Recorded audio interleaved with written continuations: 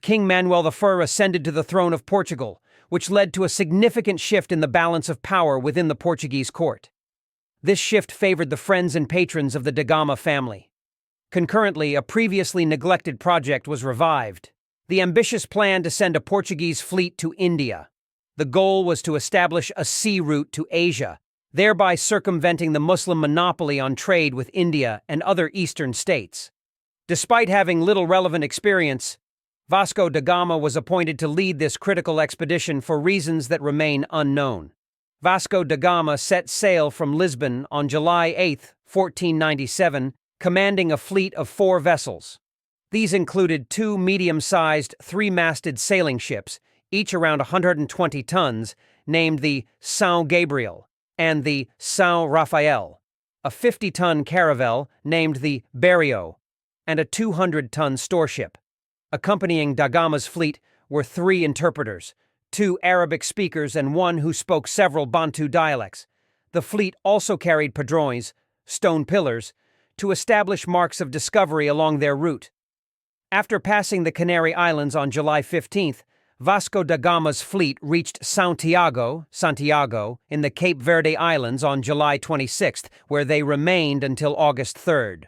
To avoid the strong currents of the Gulf of Guinea, da Gama took a long detour through the South Atlantic before attempting to round the Cape of Good Hope. The fleet arrived at Santa Helena Bay, in modern South Africa, on November 7th.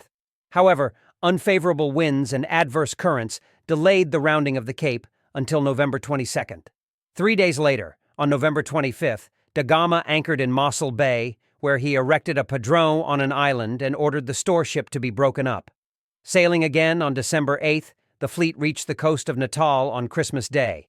On January 11th, 1498, they anchored for 5 days near the mouth of a small river between Natal and Mozambique, which they named the Rio do Cobre Copper River. On January 25th, in what is now Mozambique, they reached the Quelimane River, which they called the Rio dos Bons Sinais, the River of Good Omens, and erected another padrão. By this time, many of the crew members were suffering from scurvy, so the expedition rested for a month while the ships were repaired. On March 2nd, the fleet reached the island of Mozambique. The inhabitants initially believed the Portuguese to be fellow Muslims.